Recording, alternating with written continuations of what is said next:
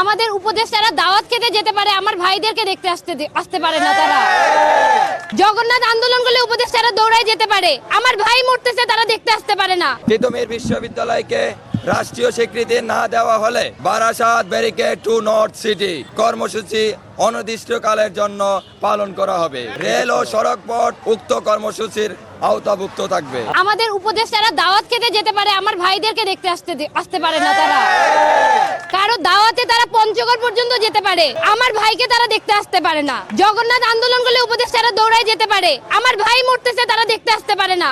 আমরা কি ভেসে আসছি? যদি আমাদের দাবি আদায় না হয় তাহলে আমাদের Barasat barricade two north city কর্মসূচি অনির্দিষ্টকালের জন্য চলমান থাকবে।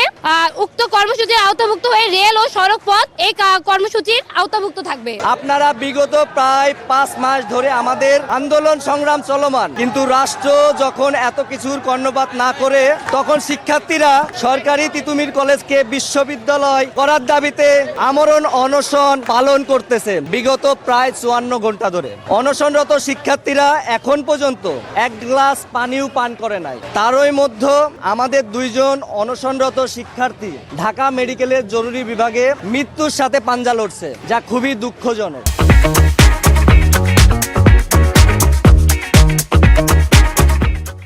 আমরণ অনশনের বিগত 54 ঘন্টা পার হলেও অনশনরত শিক্ষার্থীদের 7 দফা মেনে নিয়ে তিতুমির বিশ্ববিদ্যালয় রাষ্ট্রীয় স্বীকৃতি দিচ্ছে না কেন?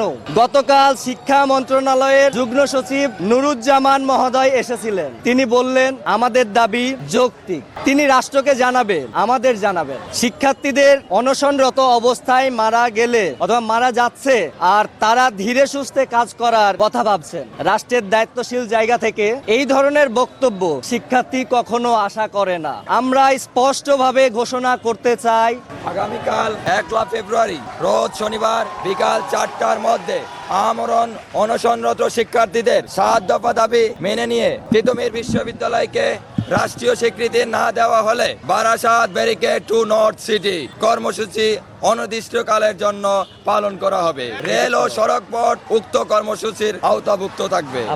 বিশ্ব ইজতেমার জন্য ধর্মপার মুসলমানদের কথা বিবেচনা করে ভোর 6টা থেকে সকাল 11টা পর্যন্ত ব্যারিকেড শিথিল থাকবে। সকল মুসলমান ভাইদের প্রতি অনুরোধ থাকবে, ইজতেমা যাওয়া আসা করবেন, একসাথে শিক্ষার্থীদের কষ্ট অনুভব করবেন।